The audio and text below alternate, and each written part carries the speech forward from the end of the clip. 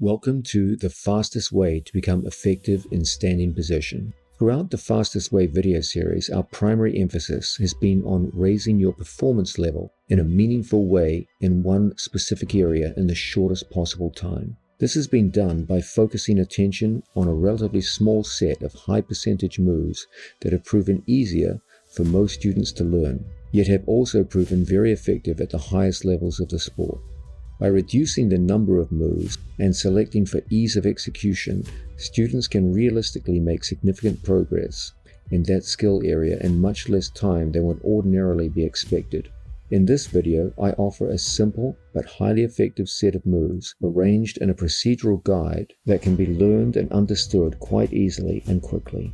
None of the moves are intrinsically difficult to perform, and put into the sequences described in this video, they have garnered excellent results for my students in international competition.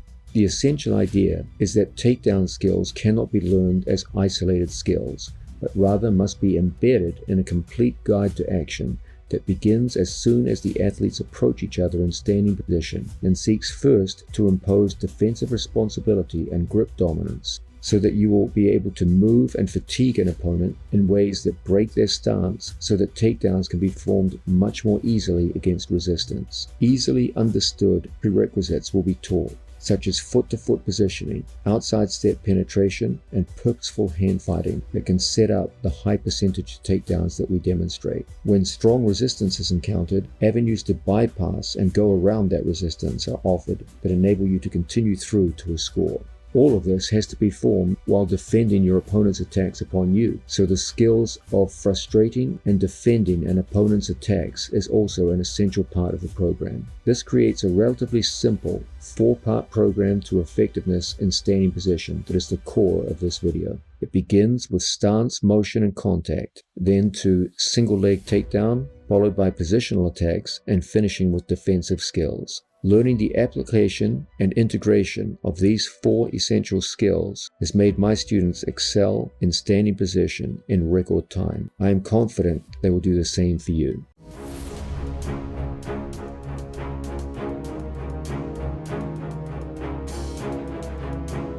We're looking at the idea of building from foundations all the way up to a fairly sophisticated set of initial attacks.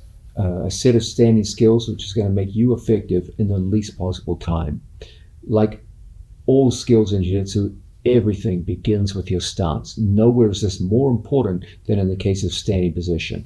Deficiencies in your stance will make the game significantly more difficult, both offensively and defensively. So the first thing we've got to do is find a satisfactory stance. Don't worry, the basic ideas are very simple, and you can get a strong stance in a relatively short period of time.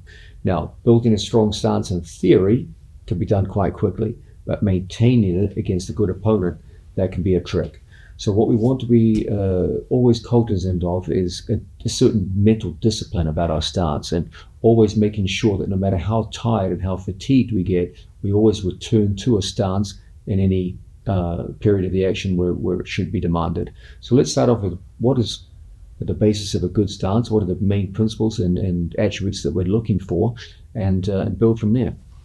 Okay, whenever we go into standing position, your basic choice will be between a staggered stance, where we have 1 foot forward and 1 foot back, and a more squared up stance, like so. The general rule of thumb is that squared stances are a little more preferable for defensive orientation, and staggered stances a little more preferable for offensive movement. You can move forward with a staggered stance a little better. That's a kind of an oversimplification, but there's a lot of truth to it.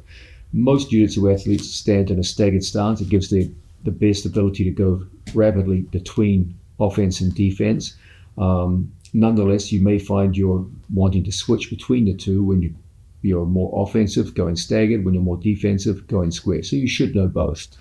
Let's look first at the idea of a staggered stance. First, we have to make a choice. Are we going to stand with our right foot forward or our left foot forward? Most right-handed athletes typically start with their right foot forward. You don't have to, but that's the choice that most of us make. And of course, you also have the option of going left foot forward. When we stand, we want to make sure that we never stand with our feet pointing in awkward positions where your feet are going in opposite directions. It's very hard to go forward and explode in towards your opponent. You remember most of your movements here are going to be explosive movements towards your opponent, which requires something akin to a sprinter stance, the ability to move forward quickly. So your feet will generally be pointed towards your opponent's body, between his feet, and the rear foot pointed off like so you can start getting a good push off that rear leg. The big thing we're looking for is elbow position. Our elbows, the further my elbows go from my body, the weaker my stance becomes. So initially, we always want our elbows in relatively close to our body. We always want our head in a position where I never extend my neck out and present a long lever to my opponent to go after my head. We always have the shoulders shrugged in just like so and elbows together.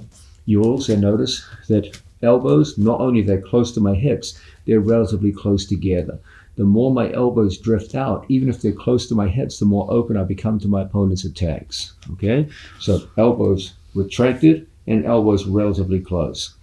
Typically, our hands will either be fingers down when we're more defensively oriented and fingers pointing towards our opponent when we're more offensively oriented like so. So once again, we come out towards our training partner, and the basic stance positions our lead shoulder over our lead knee. When my lead shoulder comes in front of my knee, it's relatively easy for an opponent to start pulling me forward and bring my hands down towards the mat. If my shoulder is too far behind my lead knee, it's almost impossible for me to shoot on my opponent. I can't get any kind of offense going from here. And in addition, it leaves, from a defensive perspective, an exposed lead leg, which an opponent could easily pick up. So what we want to do is make sure that our lead shoulder is almost always right over our lead knee. That gives a good compromise between the ability to move forward on offense and defend our legs in defense. If I start bringing my head too far down, like so, and my chest right over my thigh, this is a good position to shoot from, but it's physically tiring over time, and it puts my head in a position where my head can be pulled and my hands brought down to the mat. Okay, so typically we're looking for the main points: our elbows relatively close together and relatively close to our hips. At the same time, lead shoulder going over our lead knee, and our feet pointing roughly towards our opponent like so. And this will give an excellent ability for us to move forwards and move around our opponent. Okay, so this is the main elements we're looking for in a staggered stance. In a square stance, this has a more defensive orientation. So typically square stances tend to be a little bit lower and the feet further apart. If I stand with my feet too close in a square stance, it's hard for me to get a good sprawl going on. So typically a square stance will be our feet slightly further apart and our body oriented a little bit lower. One thing doesn't change: our shoulders will be over our knees. Okay, only this time both shoulders over both knees, because you're in this square position. And typically you'll be at a height where you will be able to reach for the floor at any given moment. So head position typically is a little bit lower in these situations. Elbows close to our body like so, head retracted, and from here we should be able to reach at any given moment down to the floor. This is an excellent position to stop someone else from shooting on us if we're protecting a lead or we're in a more defensive orientation. So let's quickly review the main elements once again. In a staggered stance, our feet will point towards our opponent. Our lead shoulder will be over our lead knee. Our elbows will be close to our body and relatively close together. Our shoulders will be coming forwards up towards our ears and our head somewhat retracted. Our spine, some people demand a straight spine. That's okay. Other athletes you'll see have a slightly more rounded spine where they can slip a grip on the head. If you go with my head, they can just slip out more easily. I leave that up to you. The main thing is we're in this general position where lead shoulder is over lead knee, feet point forward, elbows relatively close to our body, hands, if we're defensively oriented, fingers pointing down towards the floor. If we're offensively oriented, fingers pointing towards our opponent, and we're ready to play from this position. If we go to a staggered stance, we'll typically have our feet a little further apart. We'll be a little bit lower, which you can measure by touching the floor at any given moment. And from here, we can play a more defensive game. It's hard to shoot from this position, but it's easy, on the other hand, to stop another shot from your opponent by sprawling. Now, let's look at the idea of changing our arm position without changing our elbow position. We've already seen that when we stand, our elbows will be relatively close to our body. When we go into an offensive framework, our fingers will point towards our opponent. When we're more defensive, our palms and fingers will face downwards like so. You can get a compromise here, where if I wish to reach for an opponent, I will have a defensive hand. Often it's correlated with your own lead leg, like so. And from here, this defensive hand acts as a kind of protectorate, so that if I reach with my rear hand, I have a defensive hand in place, ready to save me. This can be done in the opposite direction. If my opponent is in front of me and I notice he has a forward leg, another way to do this is to put my defensive hand and correlate it not with my forward leg, but his forward leg. What's the logic behind this? Well, if he has his right foot forward, that means that his right hand will be his shot hand. If he goes for a high crotch, it's going to be a shot hand right here. Okay? So what we'll do, what we do in these situations is we'll put our hand down defensively, like so. And our reaching now will be with the lead hand. The main idea here is we always have a defensive hand in place. Whether we choose to correlate it with our lead foot and put our defensive hand here, or with his lead foot and put our defensive hand here. We're going to be reaching with one and defending with the other. You take your pick. You either defend your lead foot or you defend his lead foot. Okay? Both of them work very well. Now, these key points, let's quickly review them once again. These are points you'll be coming back to again and again in the standing position. When we first come out in front of our training partner, we always start with this notion of putting our shoulder over our lead knee, just like so, in the staggered stance. Elbows close to our body. When we're more offensively oriented, our fingers and hands pointing towards our training partner, elbows close together like so. When we go into a square stance, feet a little further apart, at a level where you can readily touch the mat at any given moment, hands pointing in, hands down, like so. We're very, very defensively strong. If you wish to maintain a defensive hand, you have the choice between matching it with your lead leg and having a hand down so that you reach with the other one, or matching it with his lead leg and using this as your defensive hand, and then you'll reach here with the other arm. So you have a reaching contact hand and you have a defensive hand. And this can switch according to which methodology you want to work with. So this is the basic stance that you'll always be working with. You've seen the key principles. Once you understand them, you see that they're very simple to understand, but the real question will not be whether you understand them, but whether you have the discipline to stay with them throughout a long and physically exhausting match. This will be your true test. So always, when you're training with your friends, come back to that disciplined stance. When we first come out, everything starts from good starts. If we ever get into a situation where we make contact and we come back to the center of the mat, the first thing we do is return to our stance. We can never have situations where we start with a good stance, make contact with an opponent, and then lack the discipline to come back into a good stance and get punished in bad stance here and suffer the consequences. Again, understanding what's required in good stance is easy, but having the discipline to maintain it in a tough physical match over time, that's going to be your challenge.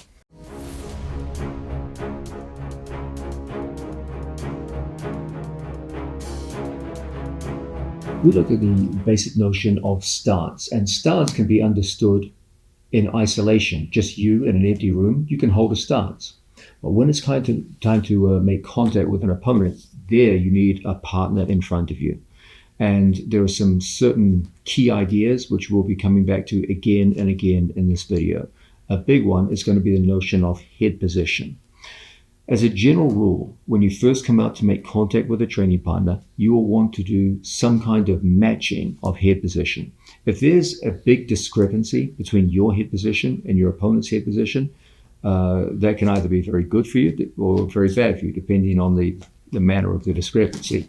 If my opponent's head is down here somewhere and I'm standing up like this could potentially be a problem.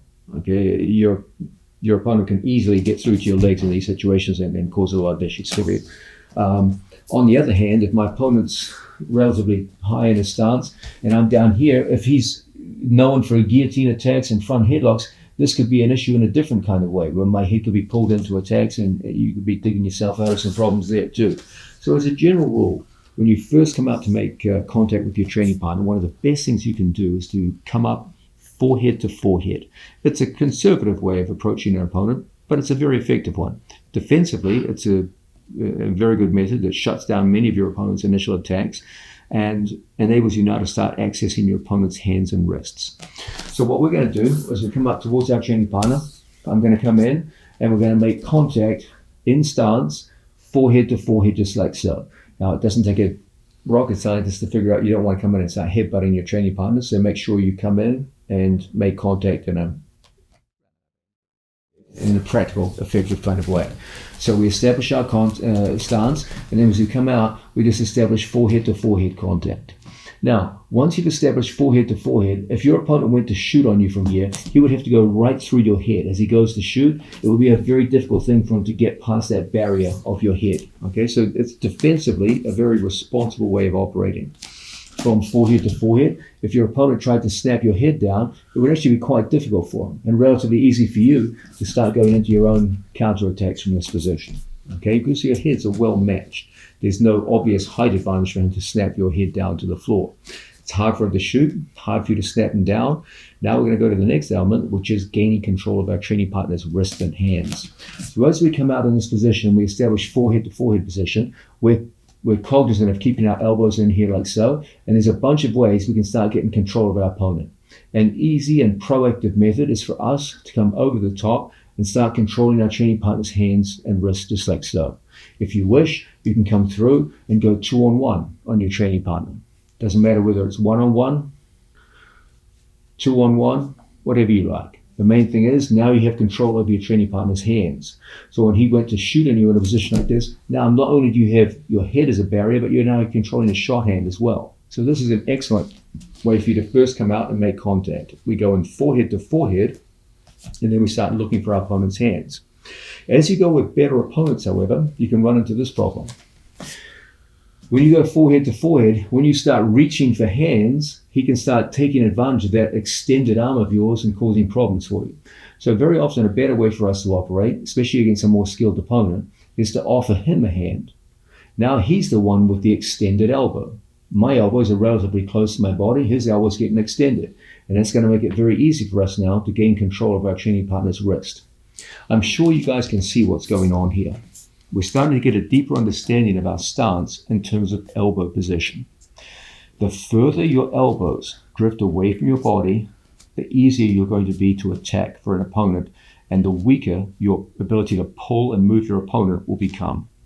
As a general rule, we want to stack the odds in our favor by maintaining elbows close to hips. What you will typically find is in situations like this, I can give an opponent a wrist. It looks like he's controlling me because he's holding my wrist, but really I'm controlling him. How do I know this? Because my elbows are very close to my body and his elbow is dangerously extended out and away. So from here it would be very easy for me now to go in and start attacking my opponent. Okay? So as a general rule, try to avoid being too ostentatious with your elbow position and reaching out. Favor a more conservative approach where your elbows stay relatively close to your opponent's body, and don't be afraid to give someone kind of a Greek gift where you give what appears to be the gift of a wrist and then draw him into a period of overextension where you can start working with him.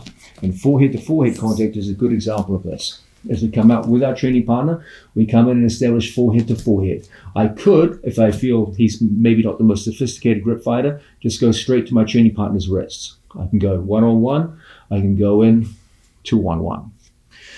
If I feel he's good, then we can give him what appears to be a free gift, and then from here, we go through and get him overextended into a position where now you can start going down on the attack on your opponent. Okay? So forehead to forehead, and then gathering up your opponent's wrists and hands is an excellent method for you to initiate contact with your opponent and establish contact in a way that is defensively responsible and sets up a lot of your offense. A second method of establishing contact with an opponent, and this is probably the single most commonly seen method in both jiu-jitsu and all the other major no-gi grappling methods, is a rear hand reach. And there's a reason for this. It's a good, solid, reliable way which maintains your defensive integrity as you go out to make contact with an opponent. When we come out, one thing never really changes. You're always looking to roughly match head level with your opponent. Off that head level, from here, I have a forward hand and a rear hand. I don't want to leave my lead leg in a vulnerable state because that's the one that's closest to my opponent. A short reach by Placido and he can make contact with that lead leg. So I want to be very cognizant of defending this one. So when we come out towards our training partner, we leave a hand down as a defensive instrument in front of that vulnerable lead leg.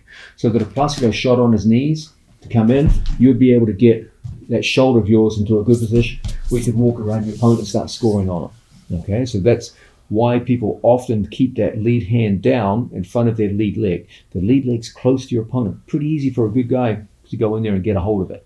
So you want that defensive instrument. The same way a good boxer always keeps a hand high to defend himself from punches, so too a good grappler will keep that hand low to prevent shots to the leg. That means that I have another hand which I can use to start initiating contact with my opponent. So when we come out in stance, we defend our lead leg with a head position and hand position here. Okay, so my head's in good position. If he beats my head, then my arm and shoulder, as he shoots in, will go in to protect me. And then from here, we'll go into good attacking position. Okay, and that leaves the other hand to do the initiation of contact. So when we're in front, we're defensively sound with head position and lead hand. And when I want to reach and make contact, we'll do it with the rear hand. Typically, it's done with a post that puts weight onto Placido's heels here. And once the weight goes onto the heels, then we switch and we start a pull that brings the weight onto the toes. And we pull our opponent between heels and toes to get him a little out of balance, a little discombobulated, and then we can start attacking. So once again, we come out towards our training partner, and from here, we've got our defensive hand set, and then when we reach with a push, and then a pull, and then from here, we're ready to start our attacks. This is an excellent and simple method that works extremely well at all levels to come out and initiate contact with an opponent. Now, let's look at another method of establishing first contact, this time using the front hand. Now, when you use front hand reaches, some people are going to yell at you that this is sacrilege, okay? That you should always reach with the rear hand, and there's no good time to reach with the front hand. There's a logic to that. When you reach with the rear hand, you are leaving a lead leg unguarded to some degree, but provided we're cognizant of this and we're disciplined with the other hand of ours, it's still a pretty strong defensive position, and you now gain some advantages. If I come up towards a training partner, as I said, most of the time we do our reaching with the rear hand first, okay? But there might be times that you want to change things up. We'll talk about this when we start switching stances, for example. But provided I leave a defensive hand in place, as long as I have a shoulder and arm in place, and my head position is in good order, my head matched with my training partner, it's permissible to occasionally reach out with the lead hand. Okay, and the advantage is you get a much longer reach. You can look off much further my lead hand reaches than my rear hand. Okay, so you're gaining the advantage of distance. So you can make your reach from further away. And of course, if you're further away, it's going to be harder for the guy to shoot on you.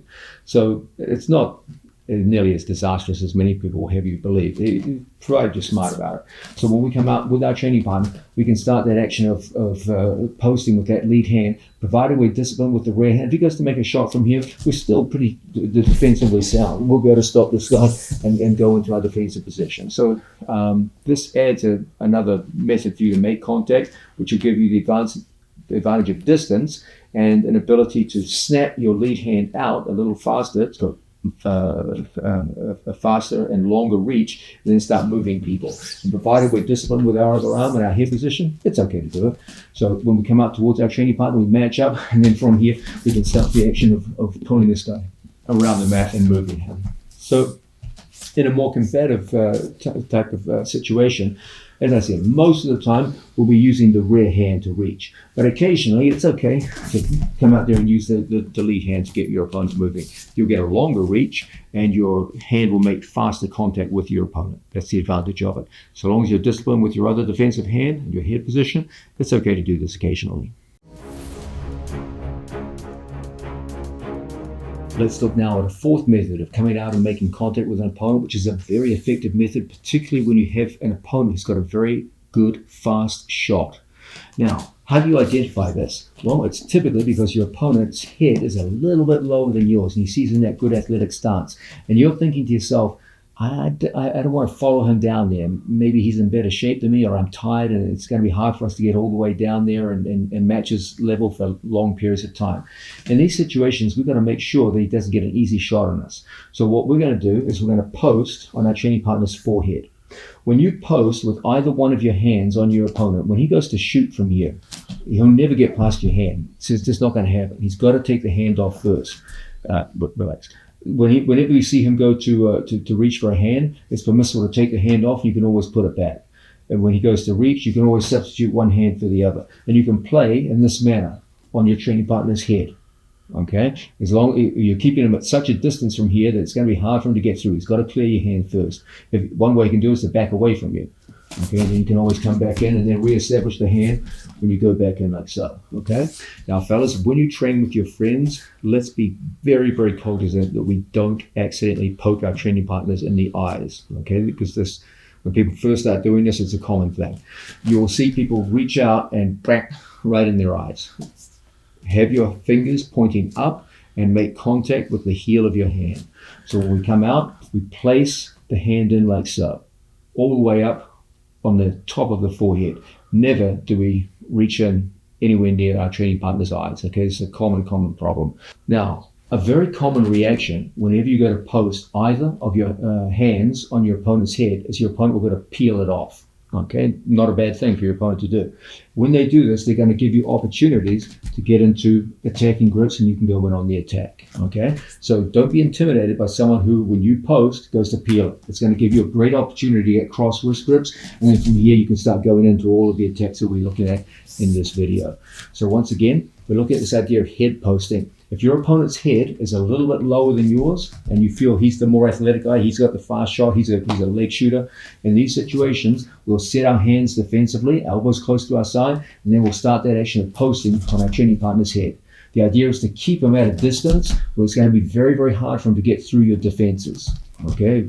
For him just to shoot here without clearing the hand, it's just never going to happen.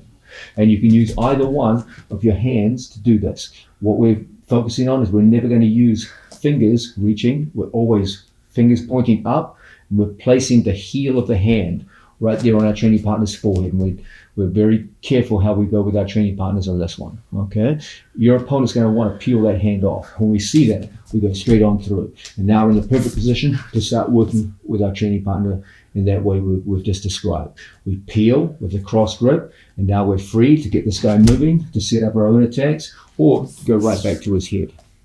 Now, there's something else you should know about this.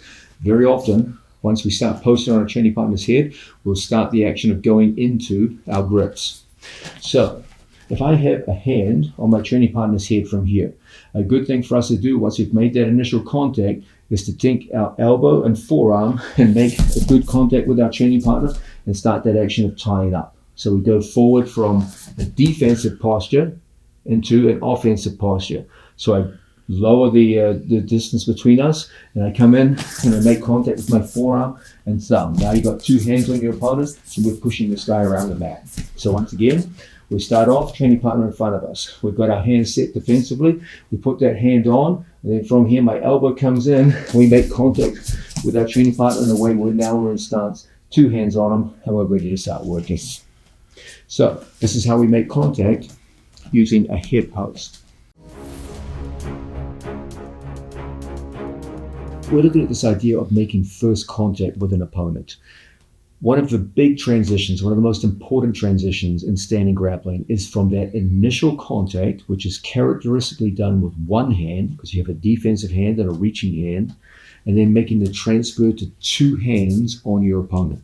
Now, this is a big deal. Ultimately, what we want to do is put two hands on this guy. First, what's the advantage of this? What's the significance? If I have no hands on an opponent and he's faster than I am, if he makes a quick shot to my legs, he's going to get through every time. Okay, some people are very, very good at staying just on the outside of the hands and good fast shot, they get into your legs. Once you put hands, in particular two hands on an opponent, you now have an ability to feel where their body is going. You can feel increases in tension, and as a result, you get like a kind of an advance warning. So if he goes to shoot in these situations, you're going to feel it in your hands before your eyes even pick it up. And as he goes into that shot, we're going to get an ability now to take our body back and away from our opponent. So you can feel the movement very often before you can see the movement. So when you have two hands on, that gives you a read on where your opponent is in terms of body tension, and as it were, you gain physical insight into what his next move is going to be through your hands. Second thing is, it's a natural barrier. If you've got two hands on someone, when he goes in to shoot on you, you've got that barrier in place. It's going to be very, very hard for him now to get through those hands of yours. And perhaps the most important thing, when you have two hands on an opponent, you can start to break their stance. If he's standing with his right foot forward, I can convert him to standing with his left foot forward just by pulling him around. I can push and pull my training partner and move him in such a way that we can start to set up all of our attacks. Okay, so putting two hands on an opponent does three wonderful things. First, it gives you immediate insight into what your opponent's about to do. You can literally feel what his intentions are through your hands. The same way a spider can feel through its web where its victim is, so too you could do the same with your hands. Secondly, it puts barriers between you and your opponents. If your opponent's faster than you are, has a fast shot, your hands and arms will slow him down and make him manageable. And third, you get the ability to break your opponent's stance. You put two hands on somebody, you can push, pull. We're going to be looking at the whole push-pull dynamic very shortly. But getting two hands on your opponent is a big, big deal. So let's look at how we do this. When we come out towards our training partner, we've seen already that initially we start typically with one hand on. Once you have one hand on your opponent, now if he were to try to shoot on you, you've got that resisting hand. Okay, so it's hard for him. He's got to try and remove the hand, etc., etc. So once you put one hand on, now it becomes safe to take that second hand of yours and come up and put two hands on this guy. Now, your basic choice when you put two hands on someone is to control both sides of his body with a hand on each side, or control one side of his body by putting two hands on one side of his body. This will always be your basic choice. Either face the camera just right here. If I have a hand on one side and the other, this has the virtue that I can turn my training partner's shoulders. Okay, I can push and pull very well and turn his shoulders. When I have one side of his body, two hands on, but one side of his body, this has the advantage that mechanically, two of my hands controlling one of his, you've got a mechanical advantage here. Okay, it's hard for your opponent to pull away from me. There's a lot of angle here, and we're going to see there's a lot of good attacks out of these kind of two-on-one positions where two of your hands typically are stronger than one of your opponents. And in these situations, many good ways to attack. So your basic choice, once you start with one hand on an opponent, is either to go and put two hands on your opponent and work with a hand on each side of your opponent, or to put two hands on one side of your opponent and work from positions like this, okay? But as a general rule, most of the time, when you make tie-ups with your opponent, you want to put both of your hands on them. And your basic choice is a hand on each side to control both sides of the body, or two hands on one side to gain mechanical advantage through some kind of two-on-one gripping. So let's have a look at how this might occur.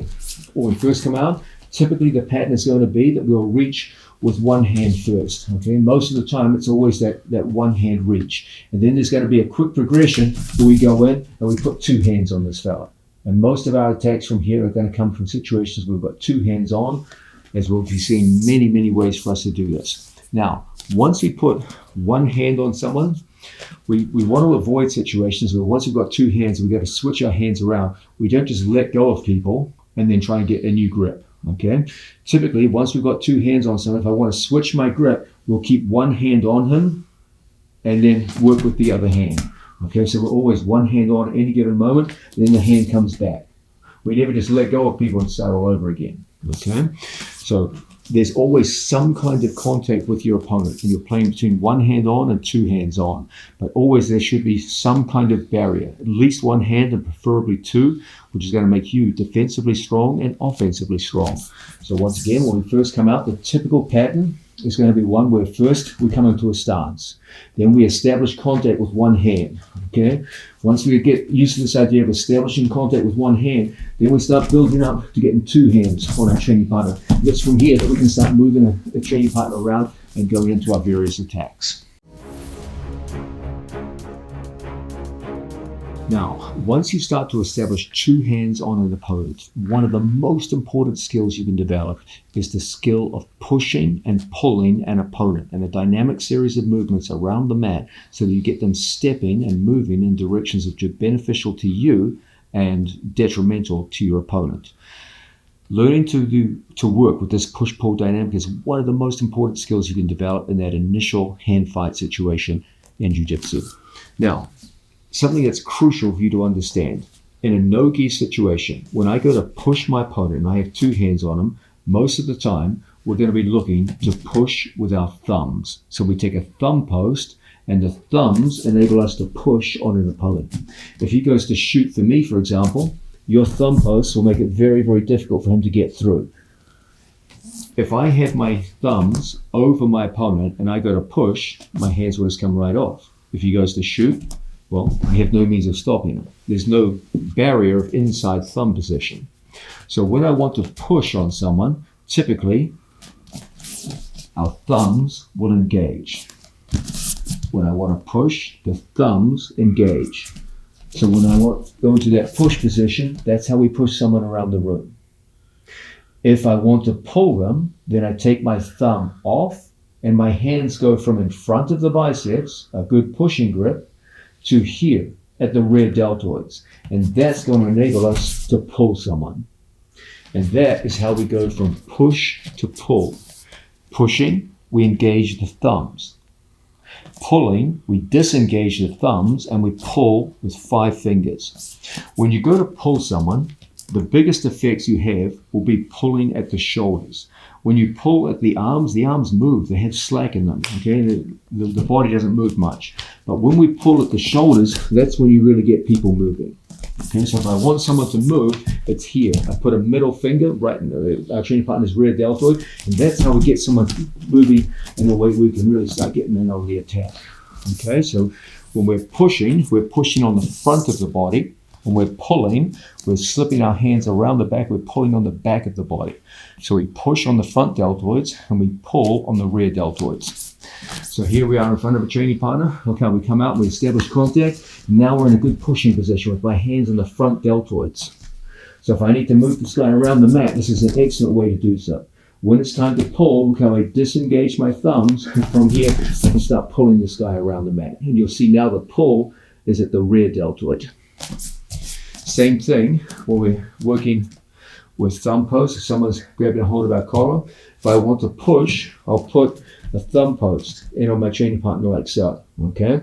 And then from this situation, if I want to pull them, then we'll come up and we'll lock 5 fingers around our training partner's head, and then we can start pulling them around the mat and get our work done.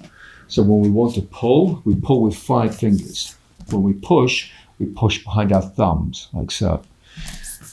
So a good thing for us to do when we first come out with our training partner, we start to establish stance and motion. Is when we first come in, we put hands on our training partner as we start that initial pushing action from here. Then we practice the skill of slipping our hand over the top and pulling. And that's going to set up so many of our attacks in this position. It doesn't matter which side we're on, switching our stance, etc. Look how every time we go to make this guy take a step, we give that little pull. That's that, which enables us to get that leg up and into good attacking position. Okay, so the general watch here, pulling and pushing is a critical part of this sport in the standing position. You have to be able to go out and move your opponent around the mat. That means pushing and pulling them. When we push, typically we're engaging the thumbs. We'll be pushing the front of their body. When we pull them, we'll be reaching for the back of their body and pulling with all 5 fingers. So that simple dynamic. If I want to push on my training partner's wrist, look out here. My thumb is inside. He goes to shoot for me. It's going to be hard. You can push that wrist away from me. If I want to push on my training partner's arm, I engage in with the thumbs. If I want to start pulling on this guy, that's when our hand comes from front to back and pulls. And then from there, we can be very effective moving them around the mat with pushes and pulls. Now, one of the greatest skills you can develop in standing position is making your opponent step where you want them to step. Essentially, this means making them take a step forward when you want them to and making them taking a step back when you want them to. The fundamental method of making someone step forwards is to circle and pull. The fundamental method of making them step backwards is to feint to a leg and make them believe you're shooting, so they step back and away. Let's have a look at how this occurs. Okay, you'll see that Placido has a right foot forward, he's standing in a right-handed stance, and he has a left leg back like so. One of the best things we can do here is make his stance switch and drag his left foot and make it become the forward foot. He's comfortable with his right foot forward. Placido's right-handed, so he, like most right-handed people, stands in a right-handed stance. So when we first come out here and we establish two-handed contact with our training partner, we get used to the idea of circle and pull. So I circle away from the leg that I want to attack. That's his left leg, the back leg. I circle away from it. My hands go reaching 5 fingers to the rear deltoids, and we start the action of pulling, and I make that foot come forward towards me. And from here, if I want the opposite leg to come further forward than it already is, look how I move away from it, and we circle and pull and bring it in. Okay? And this way, we can make a foot come towards us anytime we choose. The basic idea is we move away from the foot and pull. So if I want this leg here to come forward, when we establish contact, we step away from it and pull. If I want the opposite leg to come forward, I step away from it and pull. And once again, the leg comes forward. You should be able to make your opponent step forward anytime you feel like it. If I want this leg stepping forward, it's not that hard to make it do so. If I want this leg here to step forward, it's not that hard to do so. Your basic choice is between pulling at the rear deltoids or pulling at the collar. Both are highly effective. Again, if I want this rear leg to come forward, I can grip a collar and pull. I can grip a rear deltoid and pull. If I want the other leg to come forward, I can grip a collar, circle and pull, or I can grip a rear deltoid, circle and pull. And now the leg comes up very easily every time. Now, it's obvious that we don't just want the feet to come towards us, we should also be able to make a foot go away from us. How do we do this?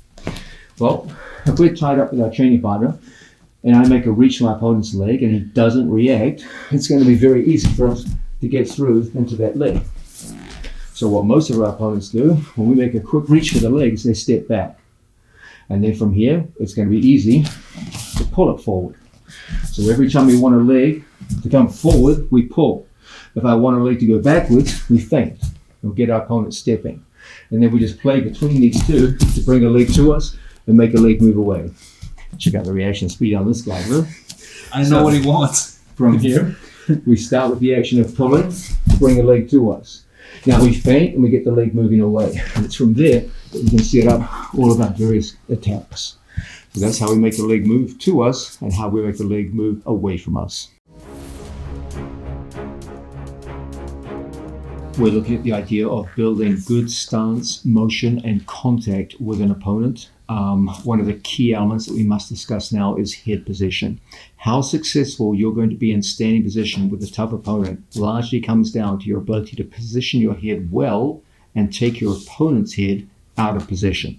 If you can do a good job of maintaining good head position yourself while condemning him to bad head position, you're going to be very successful. First, let's understand what are the pros and cons of various head positions. Very often, especially at beginner level in jiu-jitsu, you will see people locking up in ways where they have a grip on you and you have a grip on them, and the two athletes are ear to ear with each other like so. Okay, this is, it's not dead wrong, but it kind of condemns you to a situation where you both have the same grip on each other and the contact is so close and so constraining that defensively, you're pretty strong, but offensively, you're rather weak. It's going to be hard for you to break through and make exciting moves from that kind of position. So most of the time, what we're looking for is to create head-to-head, forehead-to-forehead situations where there's a lot more mobility on the part of both athletes. Ear to ear, we both tend to get locked up here. Unless I have some kind of advantage in terms of my hand grip, this is going to be okay because I have inside hand position. But if we have the same grip on each other, and here we're quickly going to get bound up in ways where neither one of us can really attack each other. So most of the time, we're looking to get forehead to forehead. Now, forehead to forehead is very, very good when we first want to shut someone down from making fast shots towards us. Anytime our head is a barrier either here or ear to ear. If he goes to shoot, your head will be a natural barrier to his shot. It's going to be hard for him to get through your head, whether we're here or here. However, this is good defensively, but offensively, what we're looking for is to go beyond this. Face the camera and stance. Best of all is to have situations where my forehead is in my opponent's temple, because this gives you angle. If we were to get into a pushing competition from here, you would have a distinct advantage over your opponent. And because so much of the initial attacking movement is going to be based on a push towards your opponent, this is a significant element. If Placido and I are forehead to forehead and we get into a push contest with each other, it's like two rams going at each other. It's going to be whoever's physically stronger in this position. But if I'm able to move my body into a position where my forehead goes into my training partner's temple, now when I start pushing on my opponent, it's going to be much, much easier for me to move him around the room and get to good attacking angles. So with regards head position, defensively, I want to put barriers in front of him. So defensively, this is strong and this is strong. But offensively, I want my forehead here, going into the side of my opponent, so that I face my opponent, but he faces out here somewhere. I'm facing him, but he is not facing me. So that's the basic idea behind head position. And of course, the question becomes, how are you going to get that kind of head position? Well, a large part of it, we're going to be seeing later on in the video, is the use of advantageous grips. For example, an underhook gives us a good ability to get our head right into that good attacking position. A 2-on-1 gives us a great ability to get our head right into that advantageous position. Sometimes we can do it just out of the open as we work in like so, and we just focus on turning our body so we're opposite stance, and then from here, we're going to be in the perfect position, start picking our training partner's leg up and going at it, okay? But always what we're looking for with regards head position can be broken down into defense and offense. In defense, we put barriers in front. This is the generally preferred position, but this can be okay too in certain circumstances. Offensively, we want to create a situation where my forehead is going into the side of his head, the temple. Okay, and best of all, situations where we're opposite stance, so that from here we can really start working some very good offense out of these positions. So that's what we're looking for with regards head position. Now, we're preaching this idea of coming out and making contact with an opponent with the intention of keeping ourselves defensively responsible through good stance, getting contact with an opponent, typically with one hand for reaching, one hand for a defensive kind of positioning, and then ultimately building up to two hands on our opponent.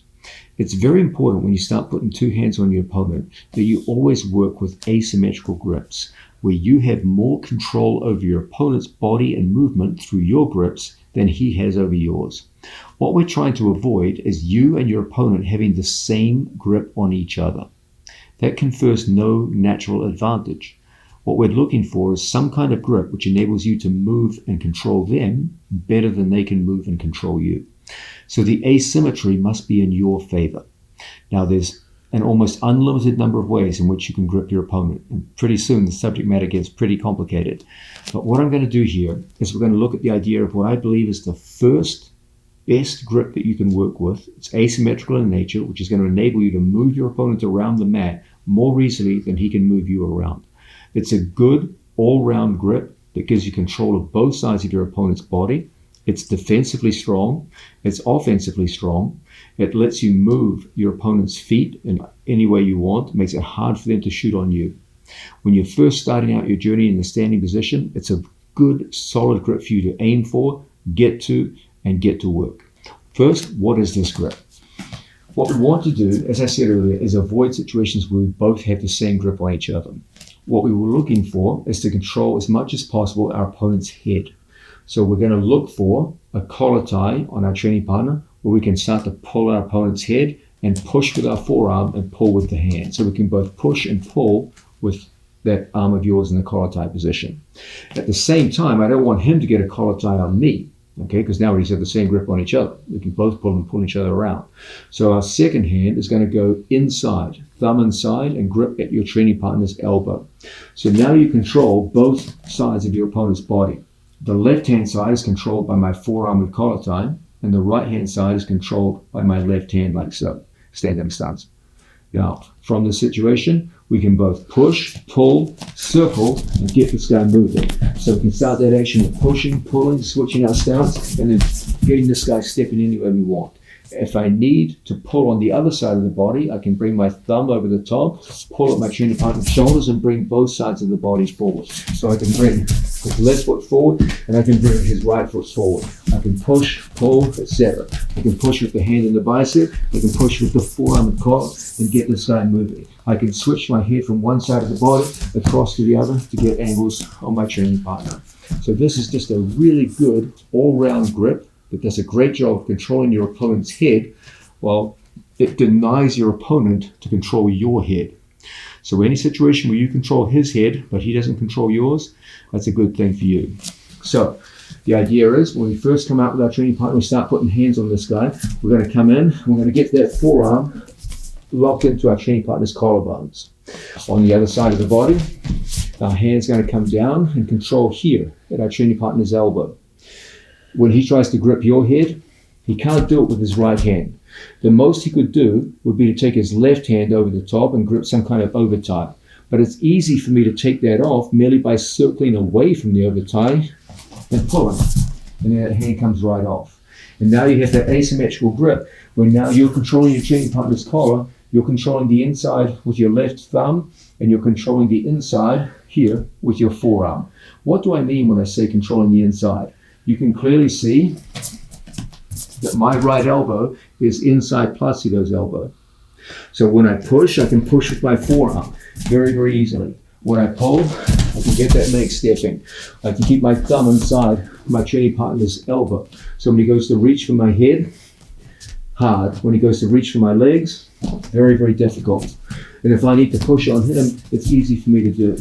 We can get that guy moving around the mat, switch the head across, and really get to work on our training partner. So this is a fine example of asymmetrical gripping. You control your opponent's head, he doesn't control yours. You have an inside grip which enables you to control both sides of the body and generate good push and pull on your opponent. Let's look at some more of the key ideas. You're on this side. When we go to set our hand in these situations, once we come in here, look how our forearm comes in and makes a good contact. You don't even initially have to grip. You just have that ability to push on your training partner's body. And then when I want to pull, my hand switches direction and we can start bringing the hands all the way down towards the mat and get this guy moving. Okay? So we learn to push with a forearm.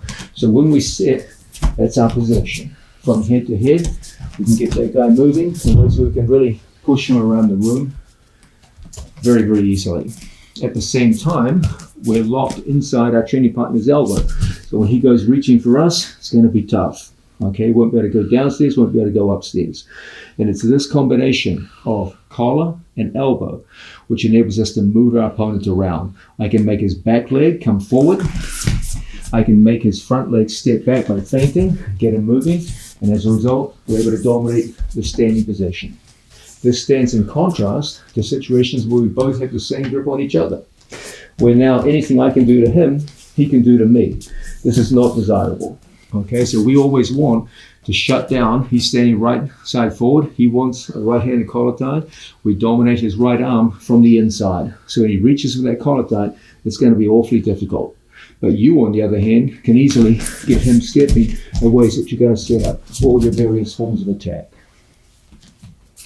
Now, the question becomes, how do we get into this in a reliable fashion? And can we recover from a situation where we do start off with undesirable symmetrical grips and force the asymmetrical situation in our favor? The answer is you can absolutely do that. It's relatively simple. So let's look now at a situation where Placido comes out and he establishes his collar tie. So I have mine, he has his. In this situation, I'm going to reach here for my training partner's forearm. I'm going to stand opposite stance forward. I'm going to bring my chin down and push into my training partner and just shrug and just bring his hand off. Then my hand goes in, it becomes an inside collar tie. And now we have exactly what we always want. I have his collar, I have his bicep, he doesn't have my collar. And as a result, we can start moving this guy around the mat and get in on the attack.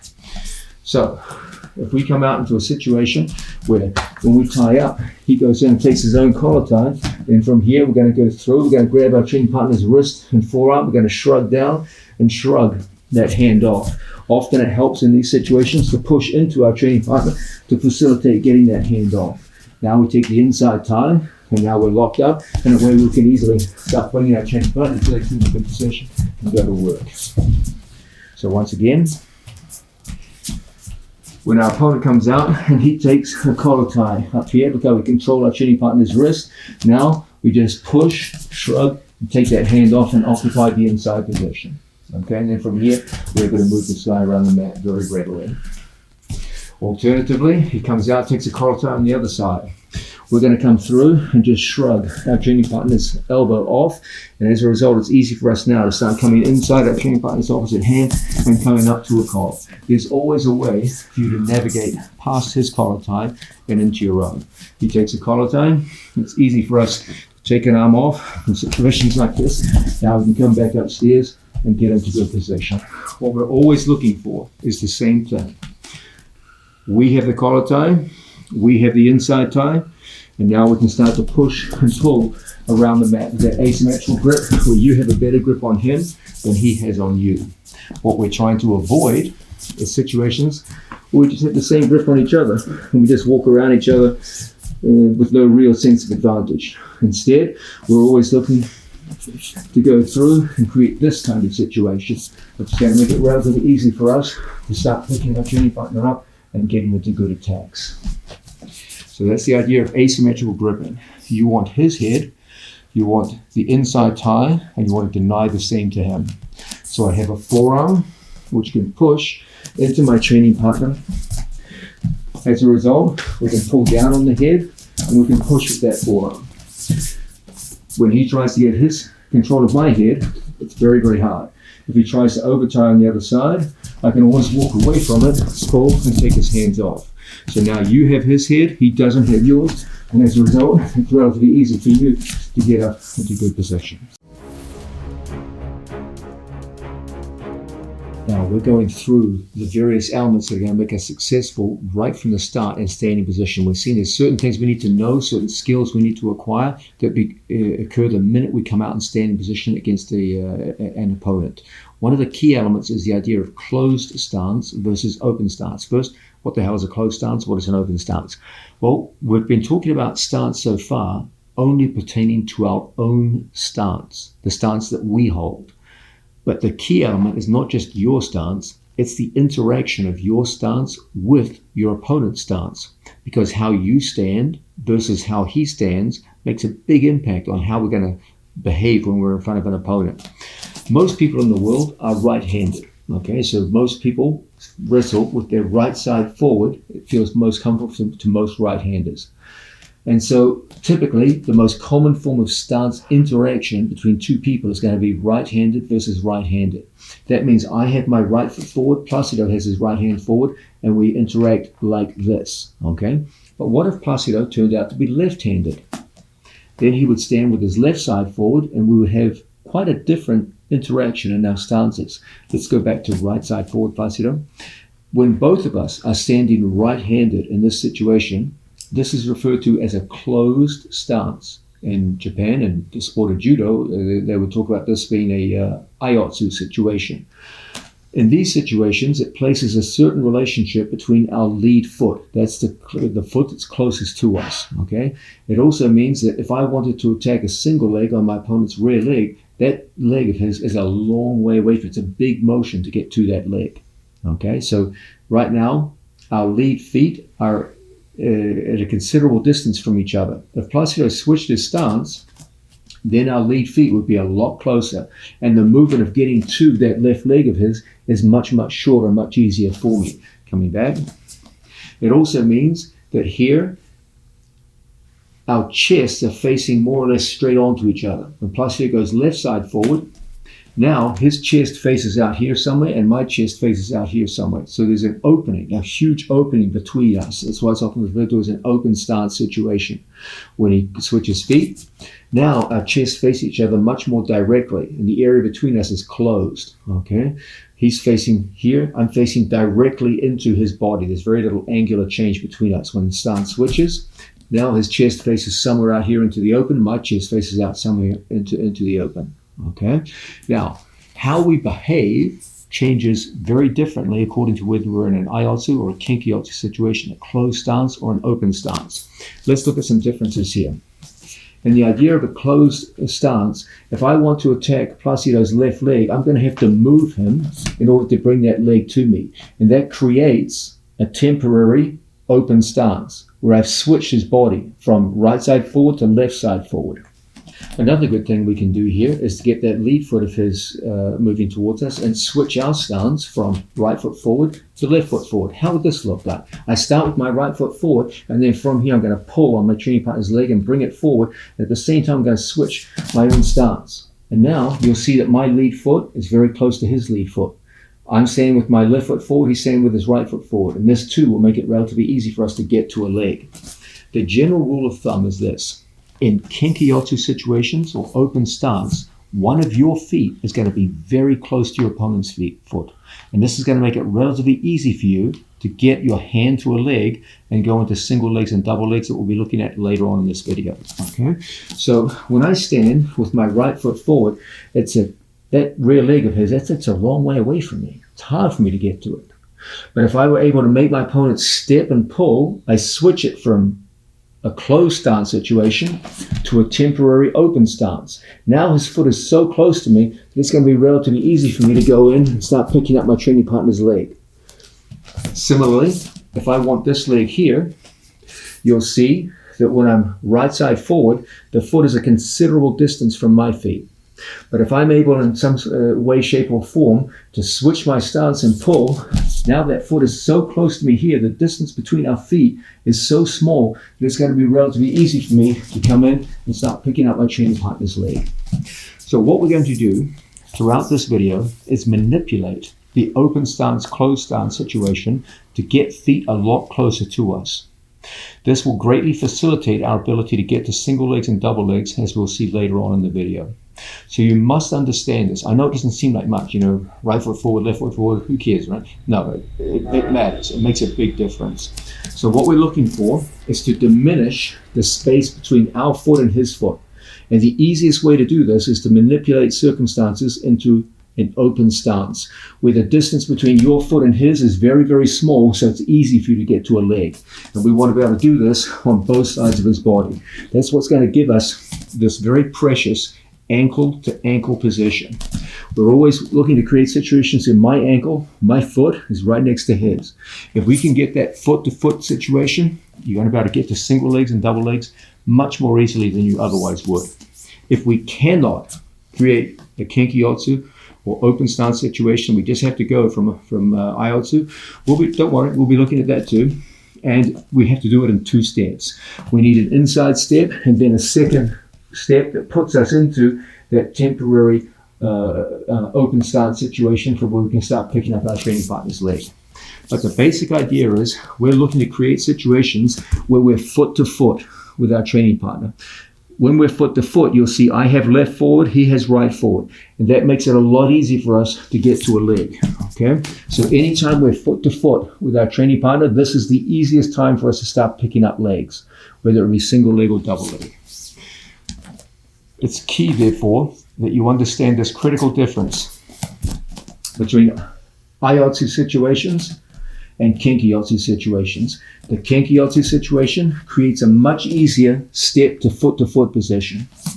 You can do it here, but it requires 2 steps in order to create that temporary situation where your foot is just outside of his foot. But that's what we're looking to do, create the situation where we can anchor our hand to our training partner's leg with your foot right next to his. And if we can reliably do that, you're going to take down a lot of people. Now, we were looking at a bunch of theoretical stuff with regards standing position. I promise you we're going through this pretty quickly. There's just another few things that we need to understand before we start getting into practical technique.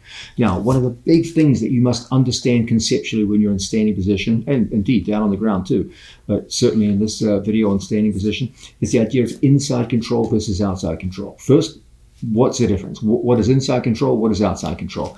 Inside control, let's take an angle where we're kind of 45 degrees to the camera. Inside control refers to situations where my hands and elbows are inside my opponent's hands and elbows. So you can clearly see that my hands and my elbows are inside my opponent's. This stands in contrast to situations where my hands are outside his, and then ultimately, my elbows are outside his. Inside control enables us to widen our opponent's elbows from the inside and push his elbows away from his body. This gives you openings to work with, which is going to make it relatively easy for us to get through to a leg. Inside control extends further. Sometimes we'll talk about the idea of our head being inside our opponent's head, where my head goes inside the shoulder, like so, and I have my head pressuring in from the inside to move my opponent's body around the mat. Okay, so inside control pertains mostly to hands and elbows, but it goes further than that.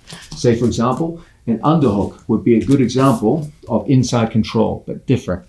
It starts with my elbow going inside my opponent's elbow, and then coming up into an underhook. You can clearly see my elbow is inside his. So an underhook is a variation of inside control. And now you can clearly see my head is inside my opponent's shoulder. So now I have an elbow inside control and a head inside my opponent's shoulder. I could further extend my inside position by putting a wrist inside my opponent's wrist, a wrist inside the elbow, etc. So this would be a further extrapolation of inside control. So inside literally starts with your hands inside his hands and your elbows inside his elbows. And then it can extend further into head position like so. Okay? So that's the idea of inside control. Outside control refers to situations where his hands and elbows are inside and we're looking to control our training partner from the outside. Okay? Now there's an eternal debate as to which is better. Is inside control better or is outside control better? You can argue till you're blue in the face about this. What I typically find is for most people, when they first begin in standing position, inside control is a little easier for most of them to manipulate. It's a little easier just to get elbows away from your opponent and start attacking. So most people get the best results early on with inside control. It takes less time to get good in standing position with inside control than anything else. But as you go further into the game, you're going to find outside control is pretty damn good too. And you can get to a level with outside control where you can willingly give up inside control to an opponent who thinks inside control is superior and defeat them with outside control. Now, what we need to do to start making this less theoretical and more practical is to give you guys the two most important starting grips in the standing position, which you will be making use of more than all the others put together. There's literally dozens of highly effective grips without a gi that we can work with in standing position. We'll be looking at a bunch of them in this video. But the first two that I want you to focus on, because they're the best all-round grips, they're the most available, and you'll be using them literally every single time you're working in the standing position. One is from inside control and one is from outside control. It's important you know both, because there's going to be that day the other guy gets inside control on you and you cannot get it, and you're going to have to work effectively from the outside. There's going to be other people who favor outside position, and you're going to have to learn how to work with your hands and elbows inside. So what are these two grips and why are they so important? Okay, first grip is from inside control. We've seen how to make contact with an opponent. Okay, we've seen a bunch of ways we can do it. We can manipulate our training partner's head. We can come in with a forearm. We can put a arm in front of our training partner's lead leg. We can put a defensive arm in front of our own. We saw a bunch of them in the video. Once we start to establish contact, one of the most reliable ways for us to work is to go into a position where we control our training partner's elbow and we control our training partner's head. Okay, and we work with a collar tie and elbow. This, in my opinion, for most people, when they first start off the standing position, is the easiest way to be able to control people in a standing position that is both defensively responsible and enables to move an opponent around in ways that set up offense. So this, as it were, if you're going to go inside control, is your go-to grip. This is when you go to hand fight, this is your go-to grip. So if we have distance out here, moving away faster. When we first come out towards our training partner, we start to measure. The first thing we look at here is he standing right side forward or left side forward?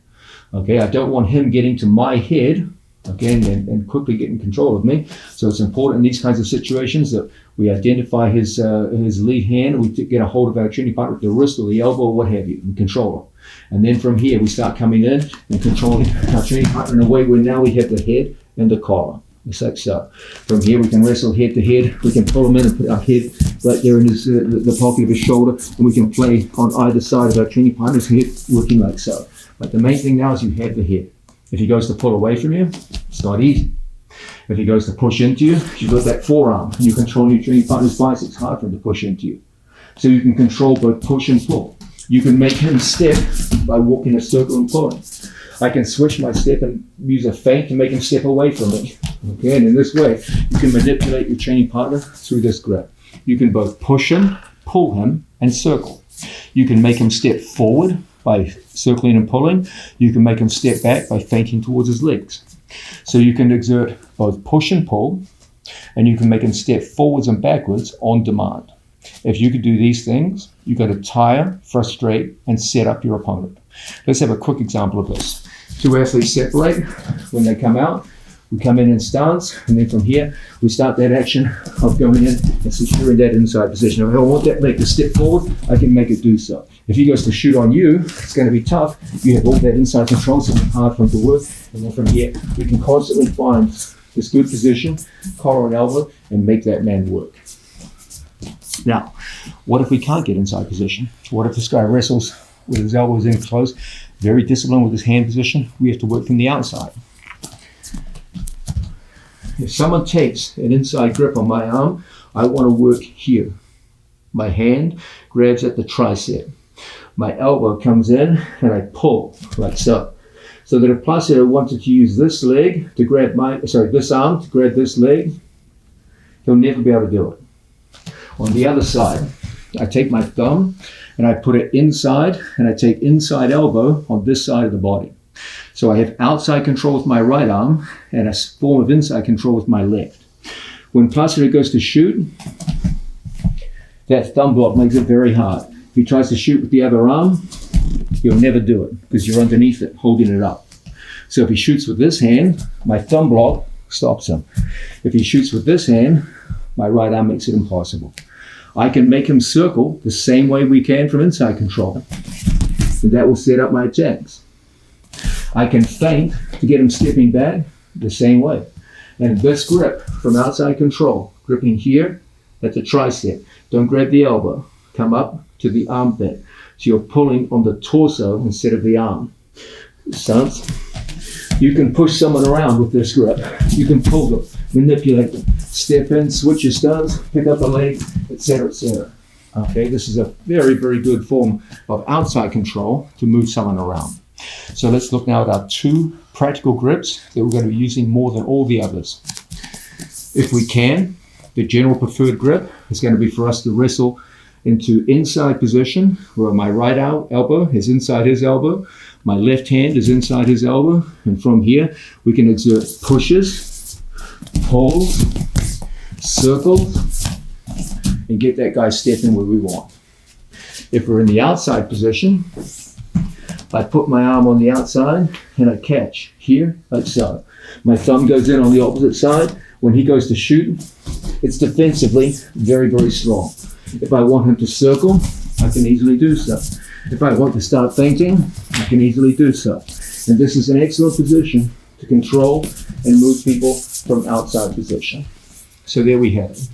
Inside control and outside control, and two practical go-to grips that we'll be using, which fall neatly into those two categories.